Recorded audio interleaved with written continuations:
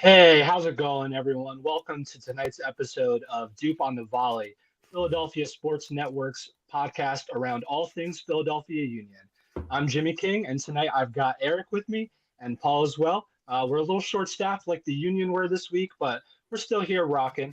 We're still going to talk some Union soccer, and we're trying our best to get through what is a little bit of a sleepy Thursday today. I think the weather's maybe getting a little bit to all of us in conjecture with the busy schedule so far this season. But nonetheless, we are here. Gentlemen, how you feeling? How's everyone doing today? Doing well. Ready, excited to talk Union as always. There's a lot to talk about with all these games coming thick and fast. Yeah, same thing. Sorry, Jimmy, go ahead. No, I was just going to say absolutely. What about you, Paul? I'm doing pretty well. I'm excited to talk Union soccer, talk about the recent matches that have been going on, and then excited to talk about coming back to MLS this Saturday back at Subaru Park. Yeah, absolutely. It's crazy that it's only going to be the third MLS game of the season. We were just talking beforehand. It feels like we've kind of been going for a while here, but when you look at the rest of the league, there are quite a few games behind the Union. This is going to be our sixth game in about 17 or 18 days now. So the season's well underway, and it doesn't look like it's going to stop anytime soon, especially with a pretty decent result on Tuesday night. But we'll get to that in a little bit. First, we're going to talk about some MLS action that happened this past weekend. The Union went on the road on short rest and got a 1-1 draw against Sporting Kansas City. Admittedly, I didn't get to see much of that game, so I'm going to lean on you guys a little bit on this one. With all the games, it's hard to kind of look back to even the weekend and remember things as vividly as I would have a few days ago. But just to give a little recap, Remy Walter opened the scoring in the 19th minute.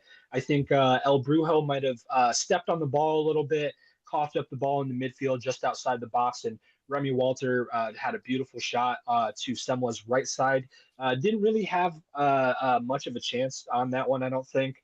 Kind of caught him off guard. And Union had a couple chances throughout the game. I don't necessarily think that they were taking it to Sporting Kansas City. I think it was pretty well balanced. I think both teams had their opportunities to score. But in the dying moments of the game, Ali Bedoya gets his foot on the ball and puts it in the back of the net. And it kind of comes with a little bit of controversy. And maybe we'll kind of talk about that first. So leading up to that goal, there was a throw-in that maybe should have gone to Sporting Kansas City's way, ends up going to Union's way, and Union end up making the best of it. Paul, what did you see from that? Did you think that that's a huge mistake on the ref's part, or do you think that Sporting Kansas City kind of has to shrug off that missed call and play the last couple 90 seconds or so? Yeah, so you can look at that I looked at it in two ways. So obviously it was a big missed call by the refs. The ball clearly went off Ura to go out of play. But then again, it's not like the Union were right in the Kansas City attack. They were all the way on their own side of the field.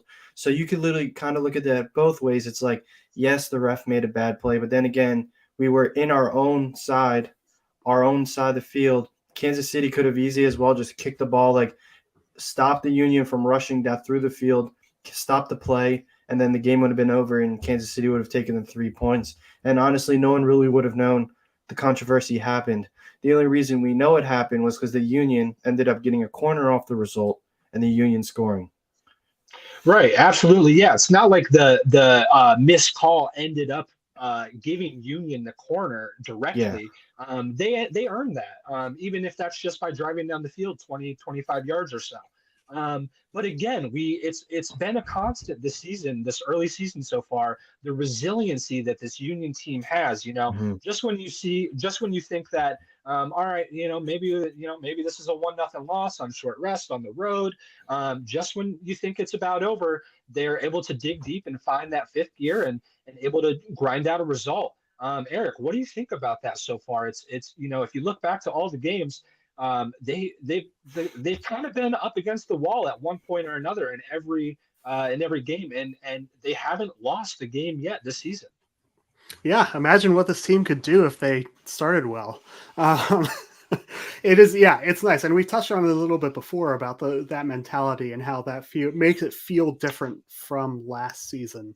I think last season, even at the times when we were doing well, it still something felt a little off, and this season it feels more like 2022 because of this mentality that we've been bringing to get these results and grind out these results when last year's team probably wouldn't have.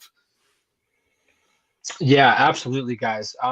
Just thinking back to that game a little bit, we did see a little bit of rotation in that game. Chris Mhm. Donovan got the start as well as Jeremy Raffanello. Good to see him get what I believe was his first MLS start with the club. Mm-hmm. In the back line, we had Damian Lowe and Jack Elliott, knowing that they wouldn't be available for Pachuca on Tuesday.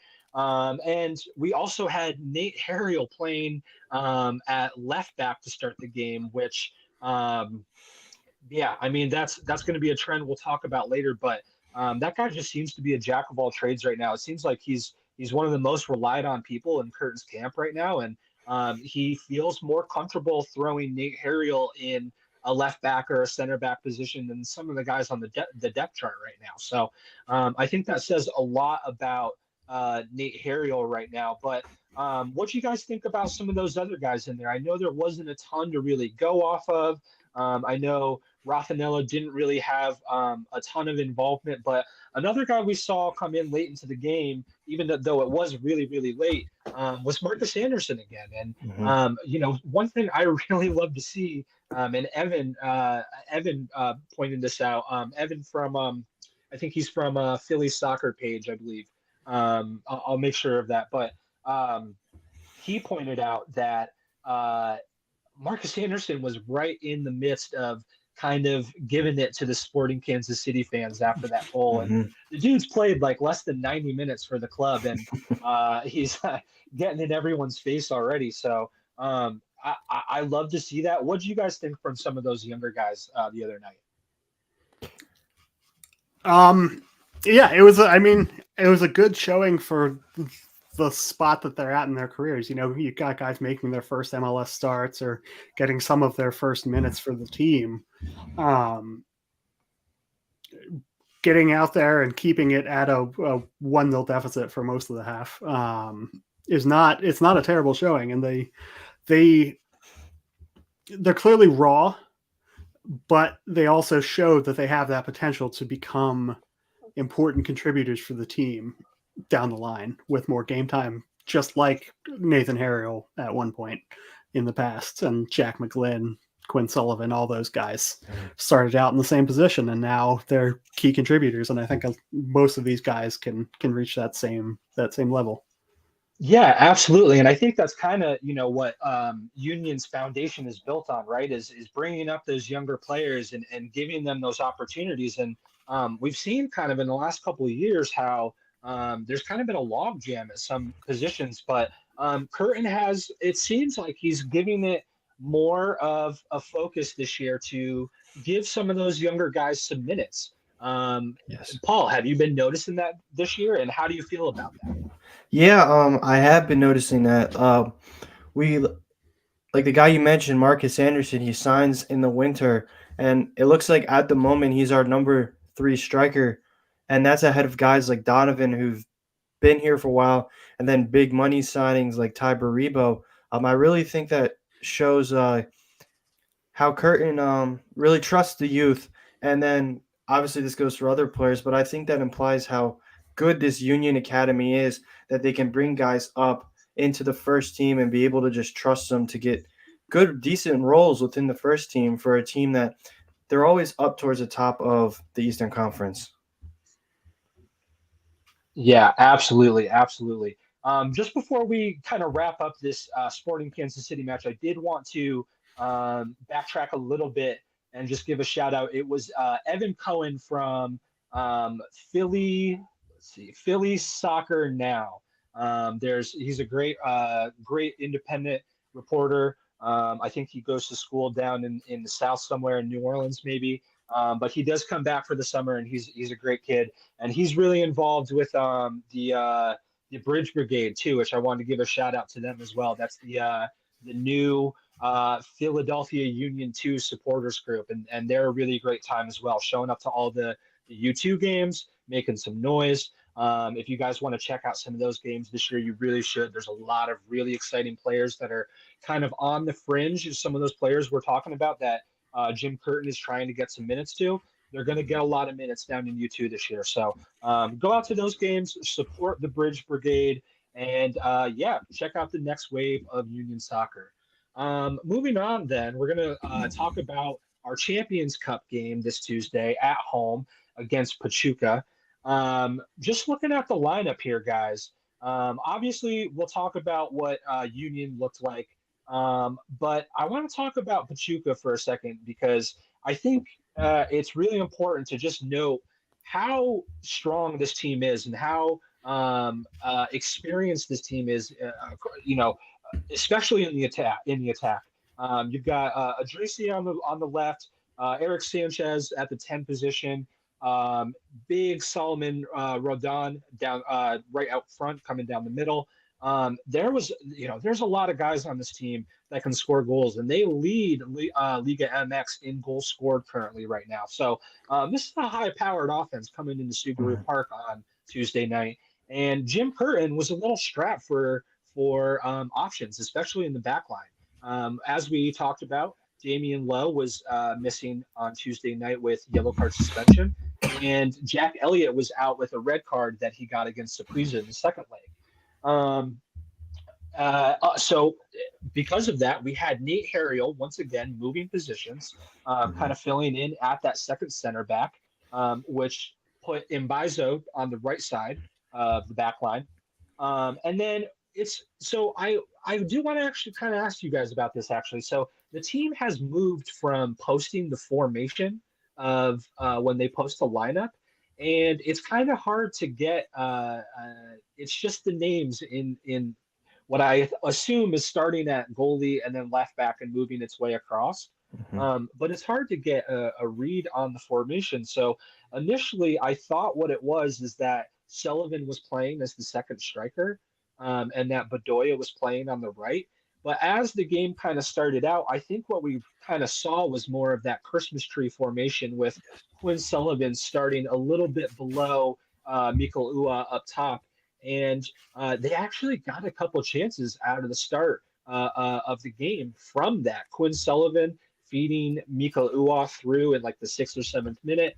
He got a shot off, but I think Carlos Moreno came out to smother it before it really had any opportunity.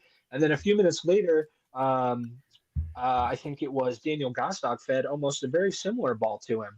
And that was also smothered up by the goalkeeper pretty quickly. I know I'm kind of jumping around a little bit here, but let's just talk about that lineup a little bit. Is there anything, is that the best that Jim Curtin could have done with the cards that were given to him? What do you think about that, Eric? Yeah, I mean, it was definitely, it feels like it's been a little while since we've seen that formation. I mean, you could have done our usual formation and just had Sullivan up top with Ua. But I do find it interesting that he didn't do that. And I wonder what that says about how he feels about having the two of them, like their profiles as players. Because that leaves you kind of without the more like bigger, slightly more physical type of guy. Like Carranza is not like a big hulking, bruising guy, but he does bring a little bit more of that physicality than say an Ua or Sullivan. So I wonder if that was in Jim Curtin's mind a little bit. Plus, I mean, as you mentioned and as we saw, having Sullivan play a little deeper and playing those balls through to Ua did produce some early chances. So clearly it worked, at least at first. It felt like it wasn't working quite as well as the game wore on. I think they made some adjustments to kind of counteract that it may have taken us a little longer to then counter adjust. But all in all, I think it was a good use of the personnel we had available. Yeah, absolutely. I think I would agree with that. And once again, we talked about it a little bit just a moment ago, but Nate Harriel moving over to the center back position, and I thought he barely put a foot wrong in the whole game. And there was a little bit of a moment there where I got a little nervous near the second half. It seemed like Pachuca was going to get a huge break in the tie, and it still may be a huge break, a turning moment in the tie. But a shot from just inside the box hits Nate Harriel in the hand, and it's called a PK on the field. And I was kind of standing almost exactly in line with where Nate Harriel was if you were to draw like an offsides line where I was in the stand. And I knew right away it hit his hand because I saw his arm jerk back. You could see his arm visibly move back after it hit it. And I knew it was a penalty, or I knew it was a handball, rather, at least. And then a couple minutes go on, you see Union players trying to stall. I even see Ali Bedoya kind of point to his knee, trying to reference maybe it hit his knee before it hit his hand. But I was pretty sure that it was going to be a penalty. And then the VAR, I actually thought they did a really good job. They stopped the game, let the VAR booth kind of look at things really intently. And from what I understand, being in the stands and not having replays or the audio, from what I understand, there was a handball on Pachuca in the buildup. Yep. And yeah, it was an absolutely huge turning point in that first half, because you thought they were going to get that immensely important away goal, or an opportunity to get that away goal right before halftime. So that was a huge turning point, I think, for Union to kind of breathe, collect themselves, and kind of get into the half, zero or draw or equal at 0-0. Pachuca had their chances, though, man. I mean, I don't blame Union for giving up chances with the backline they had and all the rest that they had, but Pachuca outshot them. I think it was like 15-5. But that being said, they only had about 3 shots on target. Now, one thing I did notice is that I thought Olivier Mbaizo had a pretty difficult game. He didn't look super comfortable, and that's kind of been the reoccurring theme with him. Jim Curtin's talked about it. He can put a few good performances together, but stringing together those 5, 6, 7 good performances is where he really struggles. Paul, what did you see from that specifically? And do you think that if Harriel doesn't have to emergency play one of the other positions, is that right back spot his to kind of maintain and keep right now? I'll start with Harriel. I do think at the moment the right back spot is his. If there's no emergency situation where he has to play center back or left back or anyone, I guess we lost Jimmy real quick, but I'll keep Jimmy. going. He'll be back. Going back to Harriel, I do think the right back position is his. He's played phenomenal no matter where he's been on the field, and I don't really think you can take that away from a guy. If you have a player who's playing with that much confidence right now, it's not like you can bench him. So at the moment, the right back position is his. And then when it comes to what's up, Jimmy? Told you he'd be back. Sorry. And then so basically, Jimmy, I don't know if you missed it. I basically said Harriel's position is his. It's basically his to lose right now. You can't really bench a player who has the confidence that he has right now. That's basically what I ended with that. And then I'm with Mbaizo. He did have a rough game on Tuesday night, but it's kind of hard to, because you have to look at the players he was going up against. Like Idrizi is he's phenomenal, and and Curtin said, and the left back for Pachuca, I'm blanking on the name right now. Curtin mentioned in his press conference that he's one of the top left backs in the Liga MX. So Ambazo really had a tough matchup. Um, Obviously, he had his rough moments, but at the same time, you could argue that he did well because they didn't score. Yeah, absolutely. And I think just in general, and Curtin kind of talks about this all the time, is especially with quick turnarounds, there's not really much time to kind of sulk on bad performances like that. And Mm-hmm. surely Olivier Mbaizo is going to be needed at some point or another in the near future with all the games we have coming up. But just kind of looking at the second half a little bit, I think, it started off with Pachuca having some more chances on net. I think Idrissi came down the left side, had a shot with his right foot that just missed the far post to Andre Blake's left side. I think there was another chance where Kai Wagner had to come up with a huge block inside the 6-yard box on a ball that was kind of floating towards the back post. And for a minute there, I thought it was really going to be one of those games where Pachuca was going to get that really important away goal. But they just seemed to really, just to keep weathering the storm. And they did have, one really big chance that I think we got to talk about. I think around the 76th or 77th minute or so. Once again, Quinn Sullivan coming down that right side of the field and just puts a ball into the middle for Mikael Ua, who's making a run towards the keeper. And the keeper kind of fumbles and spills the ball into the middle of the box. And Daniel Gazdag able to run onto the ball and tries to chip it over the keeper, but Mm-hmm. he just misses placing it under the bar and puts it right on top of the goal. And I thought that was the chance there for Union to, to kind of get that goal against the run of play, really, to be honest. And it just couldn't happen for Gazdag on that night. I thought he was another one that didn't have a super, super strong game. But I think in general, the game ends in a 0-0 draw. I think in general, for me, one of the biggest takeaways was this just looked like a team that was playing their fifth game in 2 weeks. It Mm-hmm. looked like a team that was missing Julian Carranza up top. And it looked like a team that had a couple big pieces missing in the back line. And luckily, they were able to grind out a 0-0 draw. Um, and I think there are some fans that are a little disappointed in not scoring a goal at home and getting a win. But at the end of the day, a 0-0 draw going into Pachuca next weekend Mm-hmm. means that with a win or a draw in a game that Union score a goal, the Union advance to the next round. So how are you guys feeling about that result in general, and how are you kind of feeling about going down to Pachuca next week? Let's start with Paul on this one. Yeah. So the 0-0 result, obviously, like always, the rule of soccer is you win at home, you draw on the road, you'll be a successful team.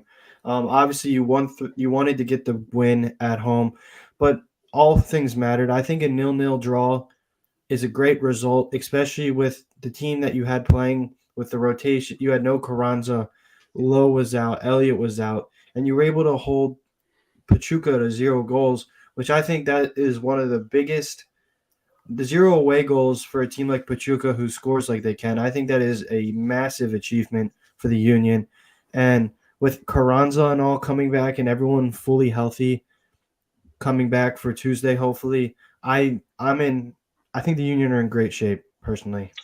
Yeah, absolutely. And like you just said, Paul, not only Carranza, but we've got the availability of Jack Elliott, Hmm. Damian Lowe. So there are going to be some more options coming into the second leg. And, I think that, options is a huge thing because I think for me, another big takeaway from the game on Tuesday is, even I was sitting in the stands like, Jim, let's make some changes. And then you look down the bench and who is there to bring on? I mean, he did end up bringing on a like for like swap in Jesus Bueno.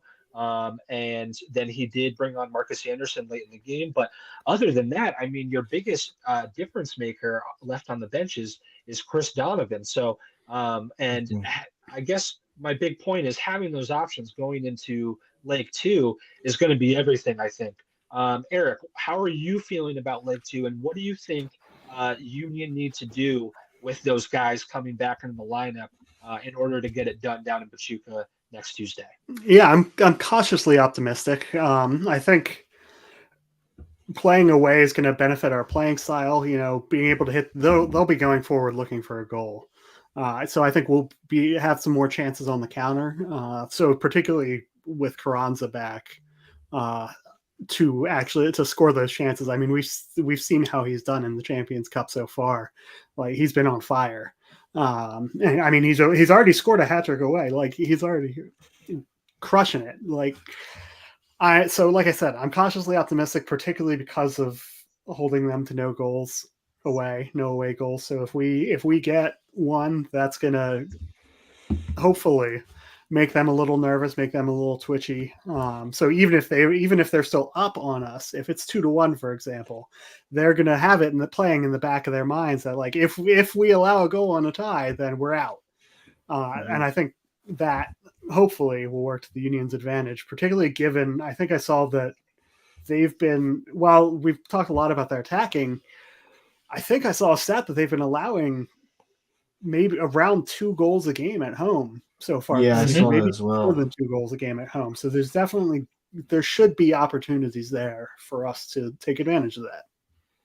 Yeah, absolutely, guys. One more thing before we wrap up the Pachuca talk and move on to this weekend's action with some MLS coming back to Subaru Park.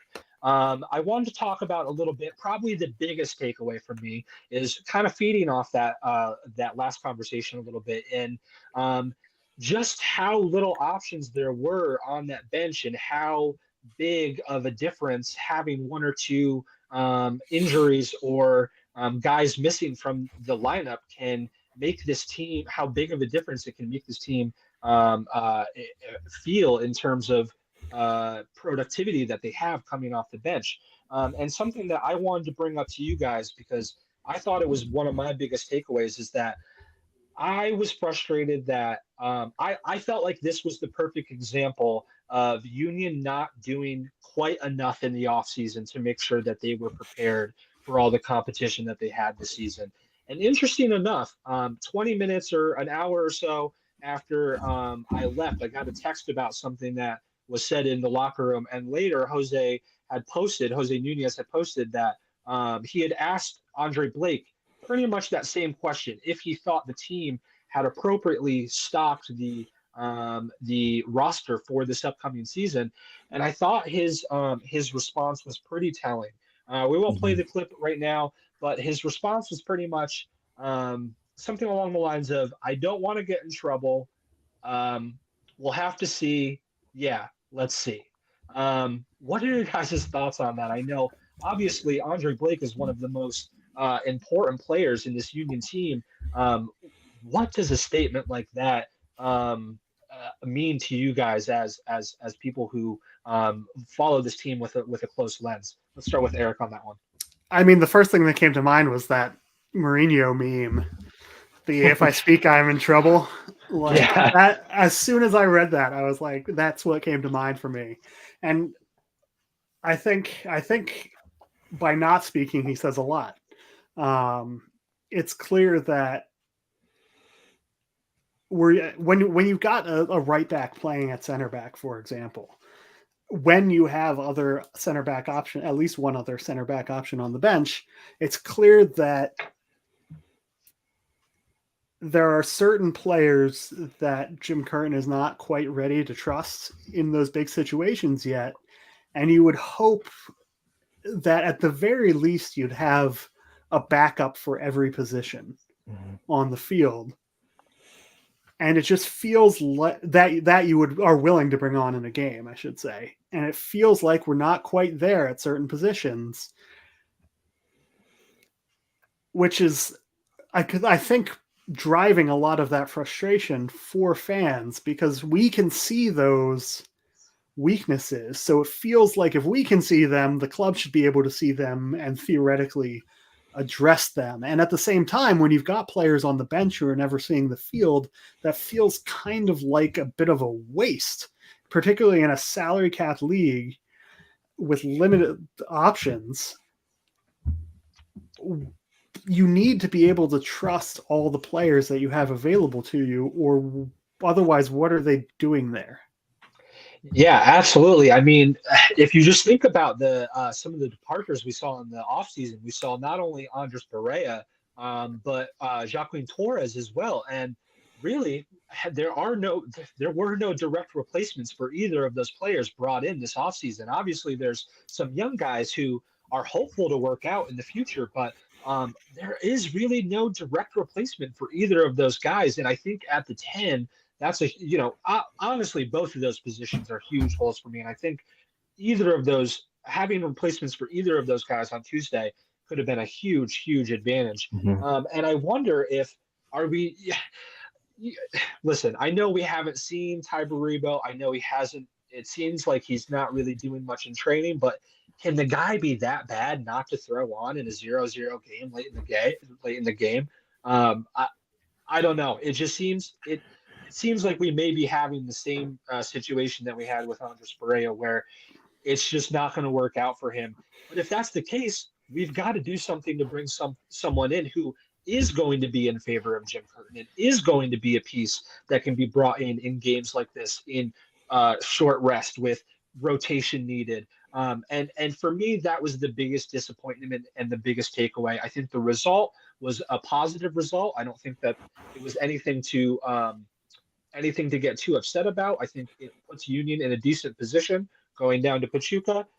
But I, there was just something lacking for me the other night, and it really was just not Mhm. having any viable options off the bench. So, yeah, we'll leave it with that on Pachuca, and we'll start looking towards this Saturday at home, the third MLS match of the season for the Union. They're going to have visitors from the West Coast, the Seattle Sounders, in town this weekend, and the Sounders are having a little bit of a rough start to the season. You know, we were kind of talking about this before we hopped on. They started their season off with a 2-1 loss on the road at LAFC, and then they had their home opener this past weekend against Austin, which they drew 0-0. And Paul, you were bringing up that they've only scored one goal from open play so far this season, and obviously a small sample size. But I think it's important to kind of note that they're struggling a little bit offensively. And then we also got some news today that are they're dealing with even more injuries than they initially thought. So it was said by um, uh, head coach Brian Schmetzer today that it seems like, in addition to Pedro de la Vega being out for the next 6 to 8 weeks, that Joao Paulo, Stefan Fry, and Albert Rusnak will also not feature this weekend at Subaru Park. I don't think you need to watch MLS that often to know how important those guys are for the Seattle Sounders. So I just want to start with your guys' kind of initial take on that one. Let's start it out with Paul. Do you think how big of a kind of advantage is that for a Union team that's obviously going through quite a lot of games right now? Um, I think that's a huge advantage. Obviously, when you lose guys losing guys with those names, those skill set on your team, it's going to create a big impact. And I still think Seattle is missing Lodiro, who left for Orlando, and I really think that is a big reason why they haven't been able to score. So they're struggling right now, as we know, and these injuries, they're not going to help them at all. I think the Union should, with these injuries, the Union should take 3 points. But then again, are you going to look to possibly a rotated squad again, like they did against Kansas City, due to a huge match in Mexico next week? So I guess it's advantage to the Union, of course, but I'm curious to see if Jim Curtin will play his strongest guys and try to get 3 points in an early match against a tough Western Conference team, or is he going to run like he did against Kansas City in preparation for Pachuca leg number 2? Yeah, absolutely. We know how difficult it can be for MLS teams to accrue those points in the early start of the season when they're competing in Champions Cup. We saw it the first week of MLS season. I believe 7 of the 8 teams that were playing in Champions Cup drew, and one of them lost. I know that it wasn't much more of a successful weekend, although I don't have the stats. I don't think they did much better this previous weekend, especially with Union only getting a draw. And now they come into Saturday night's game. And while Seattle hasn't had a win in MLS play this season, neither have Union. While they haven't had a loss either, they have not had 3 points come their way yet. And obviously, we have some big rotation coming up. Or I shouldn't even say we have some big rotation, but we have we have to put some rotation into thought coming up on Saturday, right, Eric? So I just kind of want to talk about how important do you think it is for Union to put focus on Champions Cup or how much do you think they should be putting focus on MLS? Where do you kind of weigh those two competitions in your personal mind? I know everyone's kind of got different thoughts on that, but where do you kind of think that Union should be putting the focus in relation to these competitions? I think given the result on Tuesday, they've got to be putting more weight on next Tuesday's matchup in the Champions Cup. That being said, I think even with a potentially rotated lineup, I mean, you've got guys that are rested, so to speak, because they missed out on Tuesday for suspension, injury, what have you, who could come in and play a role on Saturday. I think that'll partly depend. I've got my eye on the center back pairing for Saturday in particular, given that both Lowe and Elliott missed this past Tuesday. I'm really curious to see if they start again or if one or both even will rest in anticipation of Tuesday. So that's one lineup decision that I've got my eye on. I think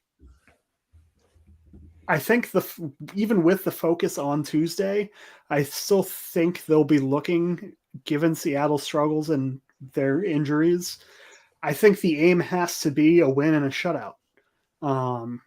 Like you said, they haven't scored from open play yet.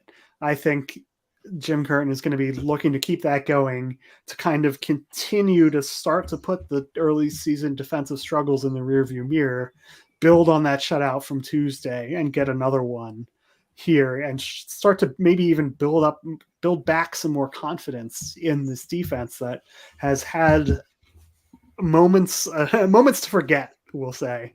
Even on Tuesday, they had a few iffy moments, and we were kind of bailed out by some iffy finishing on Pachuca's part. So I think even with the focus being on the Champions Cup, I think they're still going to be looking to get 3 points and really going for those 3 points on Saturday.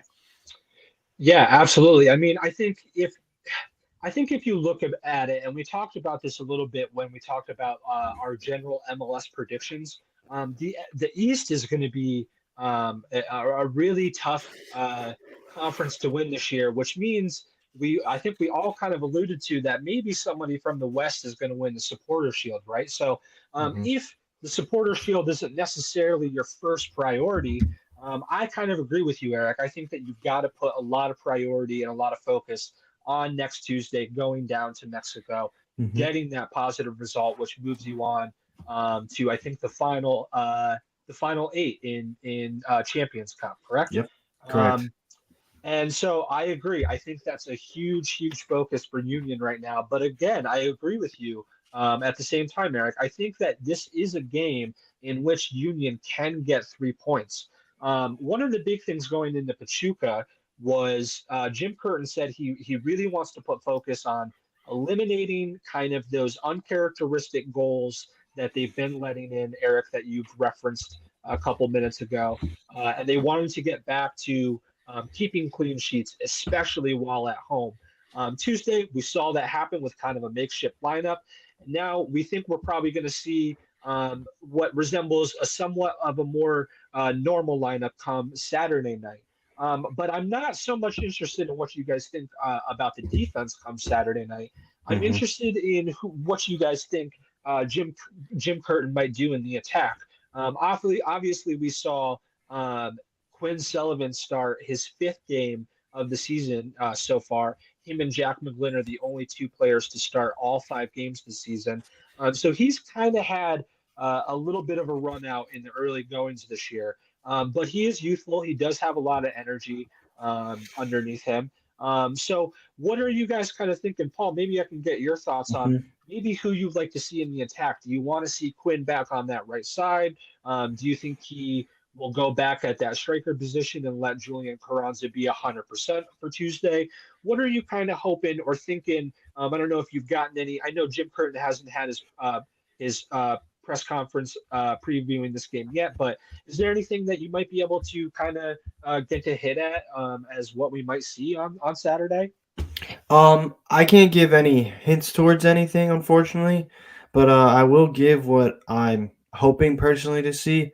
Um, I would love to see Carranza rested. I know he's a huge important piece to this offense, and without him, it's if no one else is putting in goals, it's kind of hard for this Union team to score.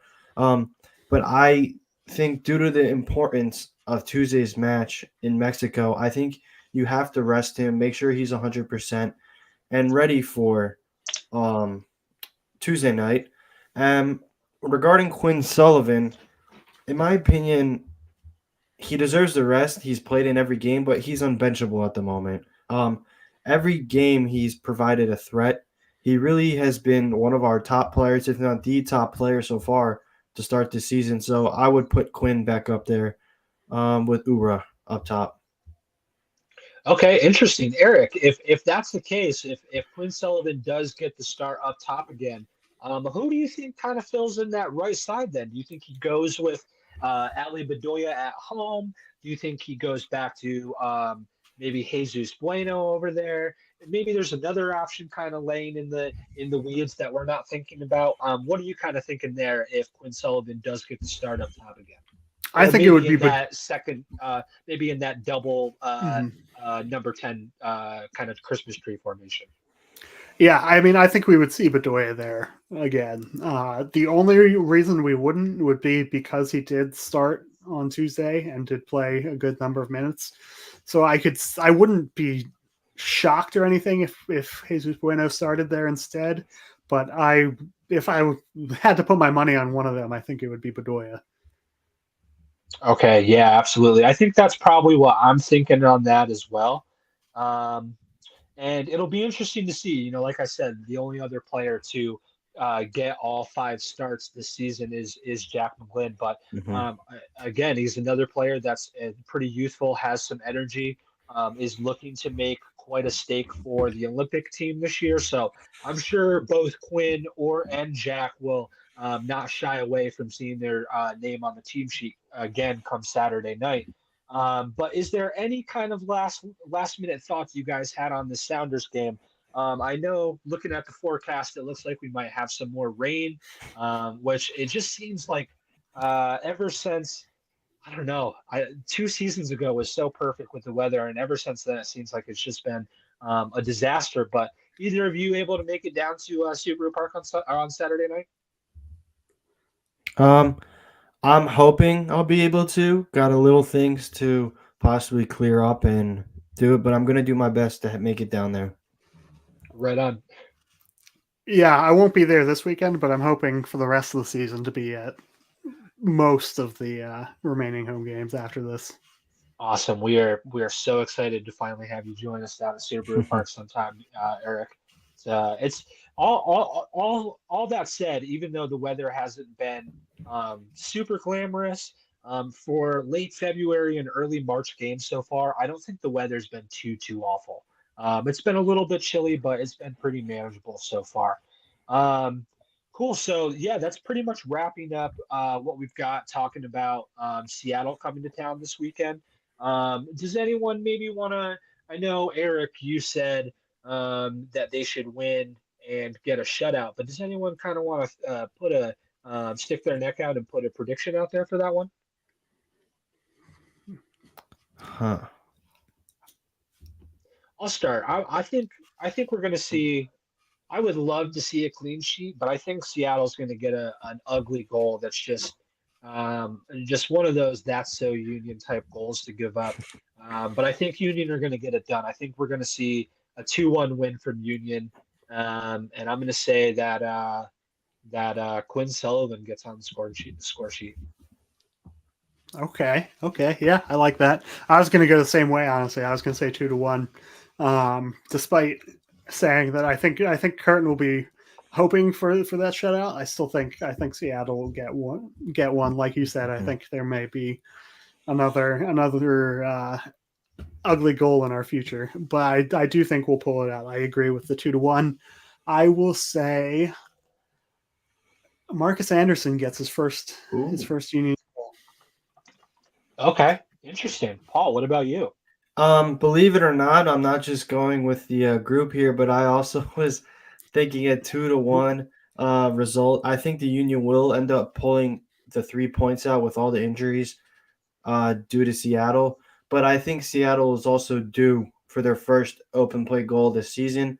It might not be the prettiest, like you said, Jimmy. It's a that's so Union goal. But I'm expecting Seattle to get their first goal. And then for a Union score, if my prediction is correct, I'm going to go with Mikel Ura to get back on the score sheet. He's had a decent start to the season, and I think he's going to continue to put him in the back of the net. That's a great shout. I also was considering Mikel Ua. A part of me also thinks that he may get a little bit of rest, given that he played. Okay. I think he played a decent amount of minutes against Pachuca. But yeah, we'll have to see what happens with that one. Moving on, we've got a couple more topics to talk about before we wrap it up for the end of the night. I'm looking for a tweet here. Give me just a couple more seconds to find it. But we wanted to talk about the stuff that's going on down in Nashville right now. They are currently, I think it's tonight, right, that they're playing Inter Miami in the Champions Cup at 9 o'clock. And there's kind of a little bit of some drama, if you will, going on between the club and the supporters right now. And if you don't know much about Nashville, they are a team like Union that is kind of driven by the supporters. They started as a team outside of MLS and kind of grew popularity and convinced MLS to let them join the ranks. And so the supporters are an important part of this club, as they should be of any club in any part of soccer throughout the world, which makes soccer a little bit different than other sports that we like in America. But right now, kind of the drama going on is they are playing Inter Miami at home in Champions Cup, and we've seen teams kind of jack prices up for home fans when Inter Miami and Lionel Messi and his friends come to town. And there was quite a stink, as you would expect, from the supporters about the increase in tickets for those games, especially for, I don't know if you saw their last Champions Cup game, but there was like nobody there. So for them to then ask people to pay this absurd amount of money to come to this game is one thing in itself. But then it came out that I guess there's a part of the supporters section that is a seated supporter section, or that's how it was originally kind of marketed as. And somehow it got word that Geodis Park and the security staff were going to allow Inter Miami fans to wear opposing shirts, or I shouldn't say just Inter Miami fans, but they were going to allow opposing players or team shirts into that seated supporter section, which obviously, if you know anything about the river end at Subaru Park, you can't wear any colors that aren't Union colors in the river end, right, guys? Yeah. And so that obviously caused a lot of concern and not only frustration, but safety concerns. I think a lot of fans have for letting those types of fans intermingle amongst each other. So I just kind of want to read off this little statement by Nashville today. They said they started their statement off with no opposing teams, jerseys or colors will be allowed in the supporter sections. That's sections 106 to 110 of Geodis Park for Thursday's CONCACAF Champions Cup match. Anyone entering this area in opposing jerseys or colors risk being removed from Geodis Park. That's great, and that's all great and well. Then they go on to say that the seated areas, section 105 to 111, next to the supporter section, are now considered general seating and were mistakenly labeled as seated supporter section. Opposing jerseys and colors will be allowed in those seated sections, as well as other seated areas of the stadium, and the traditional fan code of conduct applies in those areas. I just want to get your guys' thoughts on this. Obviously, I think you know how this would go if the union all of a sudden decided that section 139 and 140 were allowed to have opposing teams, players, jerseys in them. What's your guys' take on this? I want to know if you think that Nashville fans should be as frustrated as they are with this. I mean, yeah, like the decision in itself was bad. It was dumb. There's obviously the safety issue. And one other thing to highlight, I believe those seated sections used to not have seats in them. They were just normal parts of the supporter section. They added the seats. And when they added the seats, their post was very clearly not a mistake, labeling it as seated supporter section. And they even outlined the rules for it, including not being allowed to wear opposing team's colors.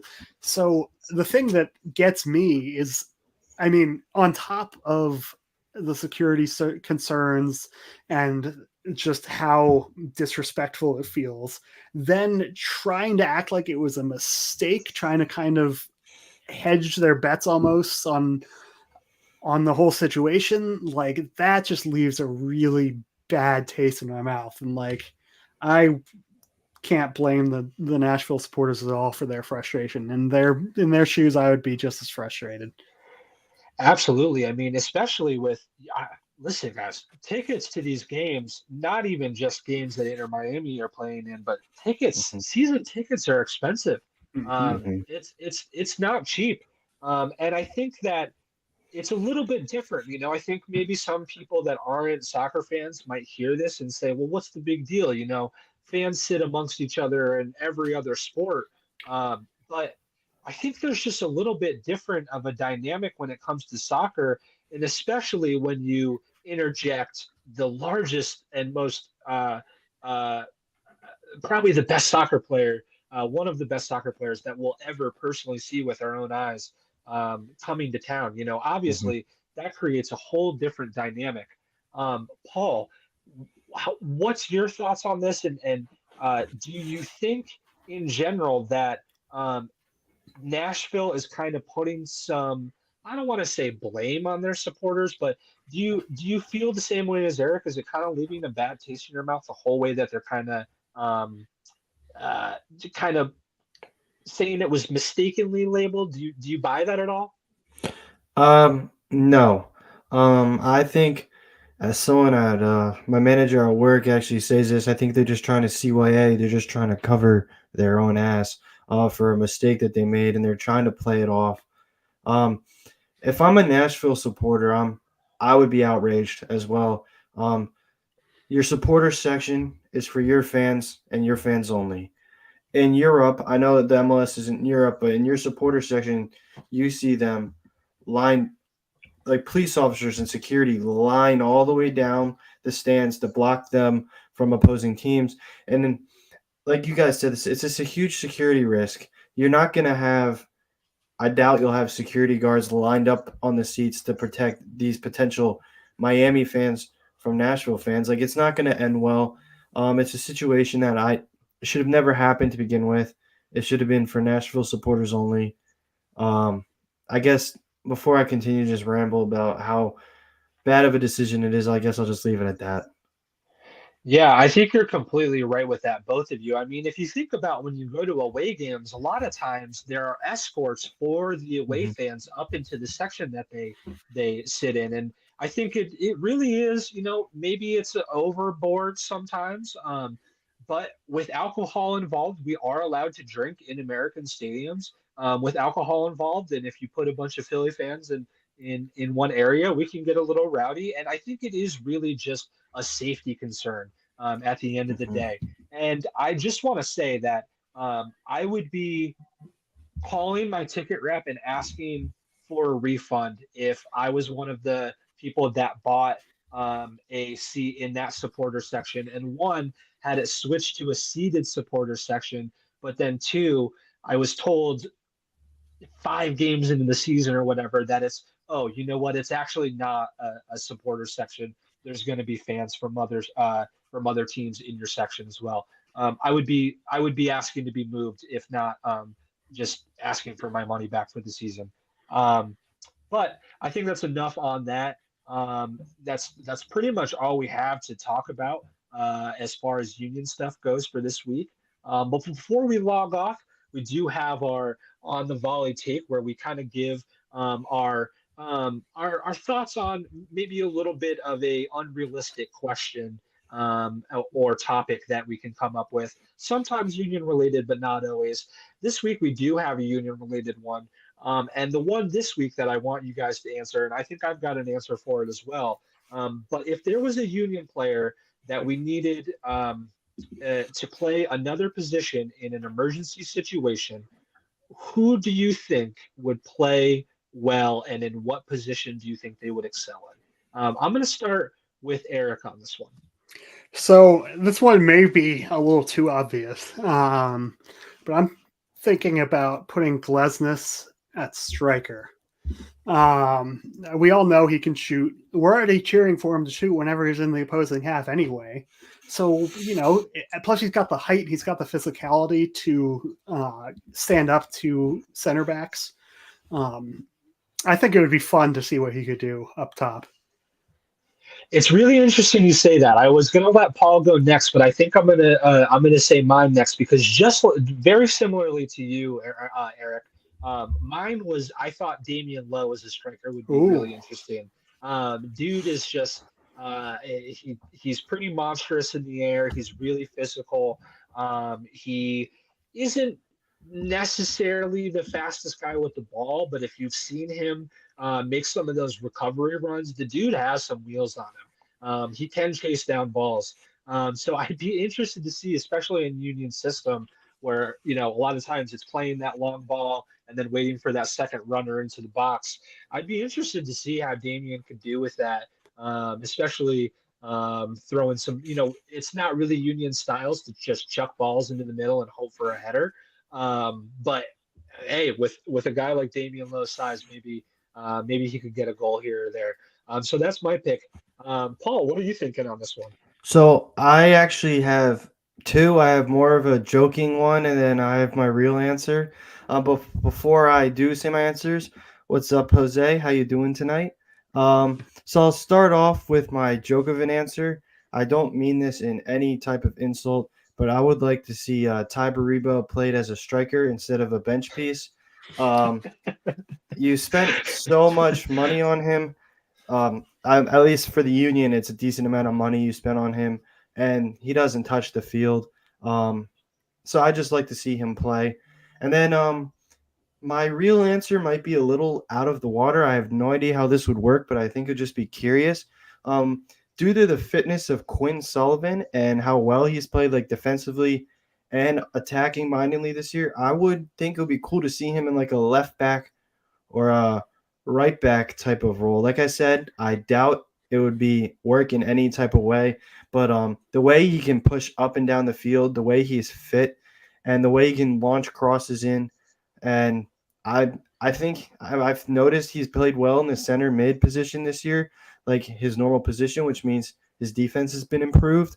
So I think that'll be a really cool thing to see. Yeah, absolutely. I actually, I think that would be interesting, especially if you see Union kind of go to that back three or back five, whatever you want to call it. Seeing Quinn out on that wing, just running out defenders, that would be a little interesting to see. But all right, guys, I feel like that's pretty good for this week's episode.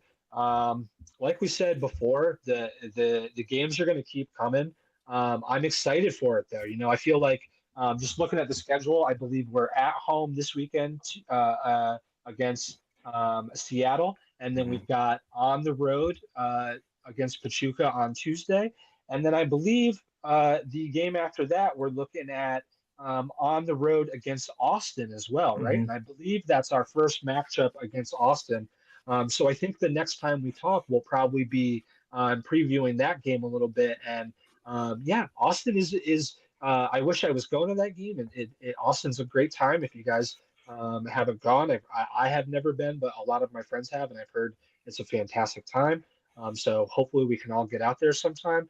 But regardless of that, I also think it's another team that Union should have a chance to get some points again, even being on the road and having some short rest. But we'll get to that next week.